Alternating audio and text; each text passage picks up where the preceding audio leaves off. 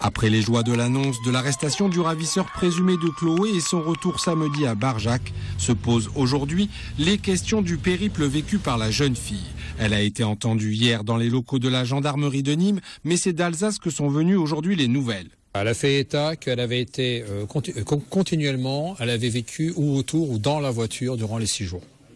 Et que les nuits se passaient dans des forêts, toujours à l'écart et à l'écart de tout contact d'autres personnes. Elle a été effectivement entravée puisque des traces de liens ont été retrouvées sur elle, mais au moment de sa libération, elle n'était pas entravée. Pour l'heure, aucun élément ne permet de dire si la jeune fille a été agressée sexuellement, mais selon l'AFP, l'information judiciaire a bien été ouverte pour enlèvement, séquestration et viol, eu égard au profil du suspect.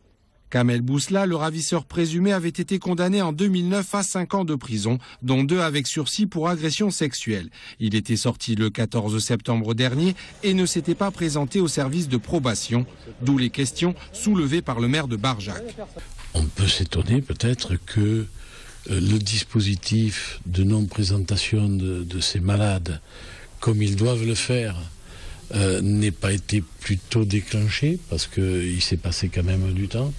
Je crois qu'il faut des mesures fermes, coercitives et de soins, et en tout état de cause des bracelets que l'on ne peut pas enlever. Et dès lors qu'on doit pointer quelque part, si on ne pointe pas, déclencher une recherche. Pour l'heure, le ravisseur présumé est toujours détenu en Allemagne, mais selon le procureur d'Offenbourg, il n'y a rien qui s'oppose à une extradition rapide qui pourrait intervenir dans quelques semaines, voire moins.